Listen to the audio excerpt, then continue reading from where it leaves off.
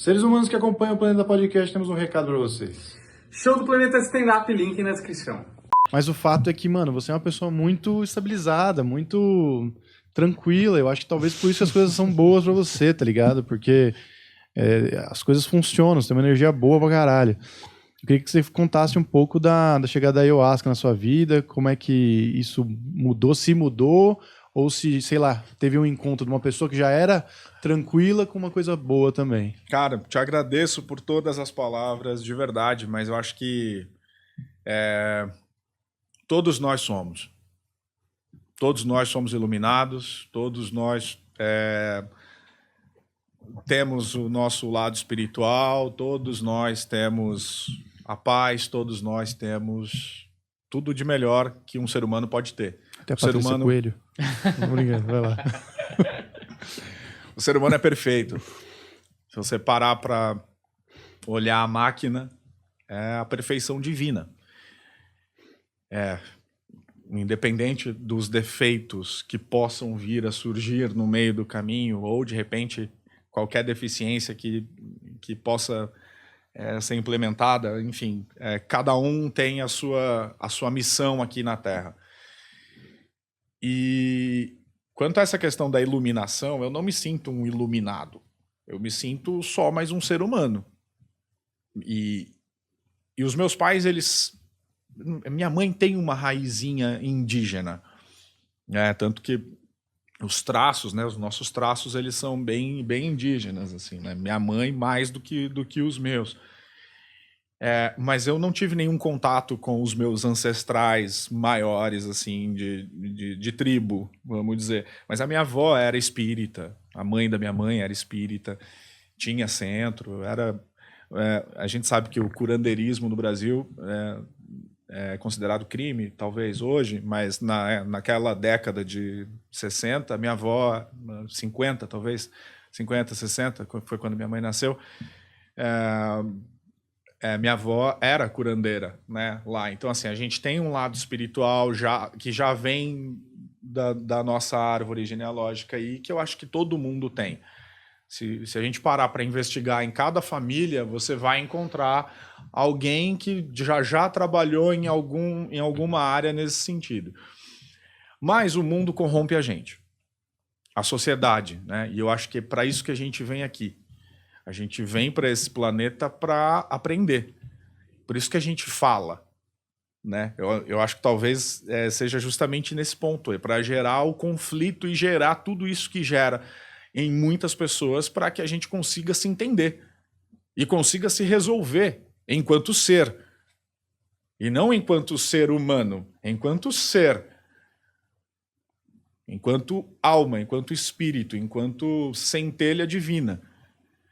Porque, analisando friamente, a gente está num planeta que é deste tamanho, que perto da galáxia é deste tamanho, né? E perto do movimento que existe no todo, é ridículo. E a gente passa 70, 80, 90 anos, dependendo, né, de cada um, correndo atrás de coisas que não faz muito sentido, não fazem muito sentido, né? Então, assim, mas isso porque te ensinaram isso desde criança, né? Desde criança te ensinaram a ser o melhor na escola, a competir. Você tem que ser o primeiro, você tem que ganhar, a expectativa. Eu coloco todas as minhas fichas em você, meu filho. E a criança não ganha. Aí gera frustração. E isso depois vai reverberar lá na frente, como a gente já conversou. Então, a gente é condicionado a ser sempre o melhor, a competir, a fazer de tudo para sempre estar na frente de todos. E isso talvez complique um pouco as situações. E graças a Deus e a minha mãe, eu nunca tive esse pensamento de tipo, claro que você quer ganhar, todo mundo quer ganhar, mas tudo bem também se não ganhar. Mas beleza, e o tempo segue, a vida passa. Quando você faz 18 anos, no meu caso mais especificamente, para a gente poder chegar lá na Ayahuasca na minha vida. Com 18 anos, eu tinha voltado da Argentina com 16, voltei ao teatro, voltei às minhas atividades normais, publicidade e tal, e tudo que viesse, teatro empresa, teatro escola, tal, beleza, então vamos trabalhar, mas os 18 anos estão se aproximando, né? E eu fiz 18, quando eu fiz 18 anos, eu saí de casa, porque eu sou filho único e queria desbravar o mundo, porque até então, até aquele momento, eu só tinha trabalhado. Entra um pouco naquela história do tipo, tá, mas quando que as crianças não se divertiam e tal? Então, assim, com 18 anos, eu quis desbravar um pouco mais do mundo, que era um mundo sem os meus pais, que era um mundo sem a minha mãe, sem o meu pai. Então, eu fui dividir casa com o brother, fui morar, tipo, meio que em república e fazendo todos esses trampos pequenos de ganhar 2, 3 reais por cabeça numa escola. A gente fazia teatro escola, tipo, mano, aí chegava na escola não tinha palco. Na escola, não tinha anfiteatro na escola, não tinha uma sala. Ah, tem uma sala de vídeo? Tem. Então a gente juntava as carteiras com enforca-gato e fazia um palco para ganhar 2 reais por cabeça e ainda dar R$ 1 para a APM da escola, para poder pagar o aluguel. Então, assim. E tudo isso gera um certo cansaço na cabeça do ser humano, né? E automaticamente você tem o que a sociedade te propõe como diversão. Que entra o álcool, entram as drogas, entra o cigarrinho, que em qualquer banca que você consegue comprar lá um cigarro com 4.700 substâncias tóxicas, arsênico e tudo mais dentro daquele bastonete e, pum, e você vai se matando. E tá tudo certo, é legalizado. Agora, um óleo de canabidiol, por exemplo, é difícil a gente conseguir porque tem todo um processo e a pessoa realmente precisa precisar muito para conseguir, né, dentro das leis que a gente tem dentro do nosso país. Enquanto isso, você pode ir em qualquer esquina e você tem uma dose de cachaça. Né? Você tem uma cerveja liberada até impostos de rodovia, né, onde as pessoas dirigem e tal. Então, assim, o condicionamento que a sociedade te coloca, né, é um tanto difícil de lidar. Entra o livre-arbítrio na história, porque é da sua escolha, você é livre para escolher beber ou não. Mas dentro das coisas que acontecem na sua vida e dentro do ambiente que você vive, seja ele periférico ou não, isso indifere. Porque a diferença é que na quebrada o cara vai tomar uma cervejinha e uma cachaçinha. A High Society vai tomar um whisky 12 anos. Entende? Mas é alcoolismo da mesma forma. Então, é o vinho. Tudo bem que o Papa toma um cálice de vinho todos os dias. Ok, mas é o Papa. Consagrando um cálice de vinho todo dia. Um cálice de vinho. E com toda a sua reverência e com toda a história que existe por trás do que é o vinho, né, para a Igreja Católica. Enfim, eu fui bagunçando ao longo desse tempo, como um bom ator de teatro. Boêmio, na cidade de São Paulo, que é o olho do furacão, da bagunça desse território. Então, assim, eu passei dos meus 18 até os meus 30, conhecendo bastante o que é esse ambiente. E quando eu cheguei aos 30, eu olhei para trás e falei, e aí? Como é que vai ser? Vai ser assim pro resto da vida? Tipo, eu sou um cara legal, sou espiritualizado, né? Vamos lá, eu acredito, né, nas energias, eu acredito que tudo, né, eu sou um cara bacana, eu não sou um cara zoado, eu sou um cara legal, poxa, e aí? E não paro em nenhum relacionamento, e não paro em nenhum trabalho, é difícil trabalhar, né? Viver de arte é difícil.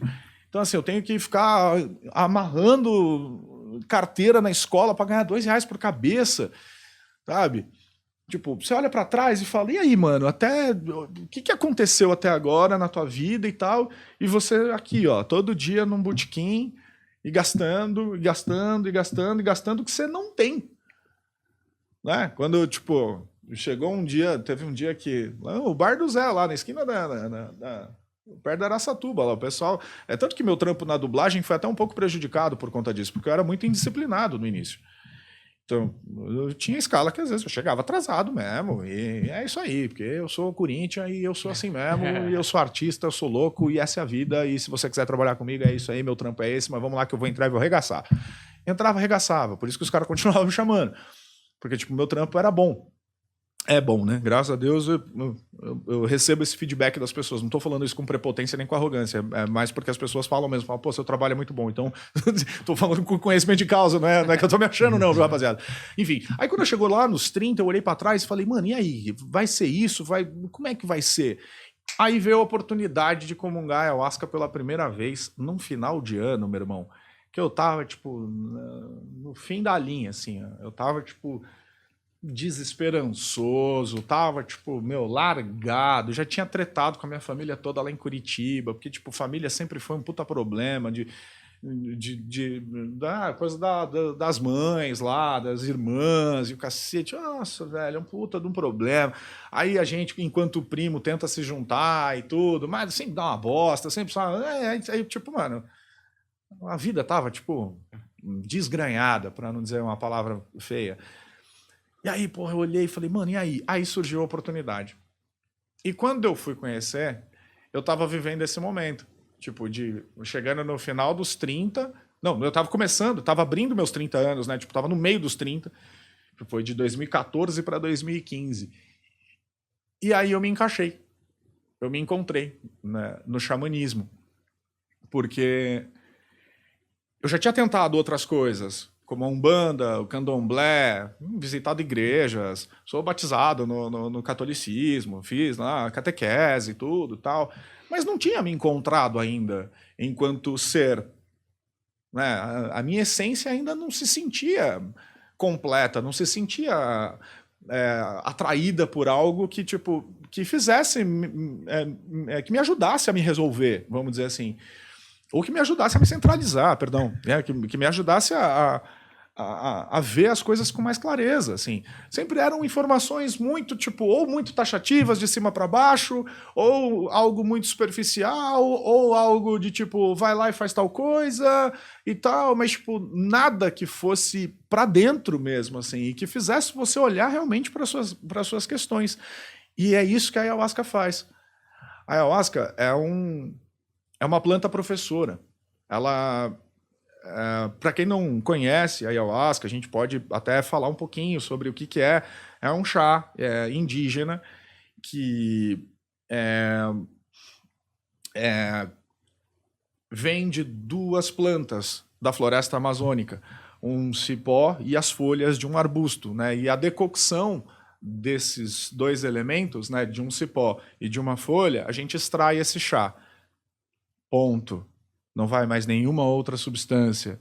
Então a gente está falando de um chá natural. A gente não está falando de nada criado em laboratório.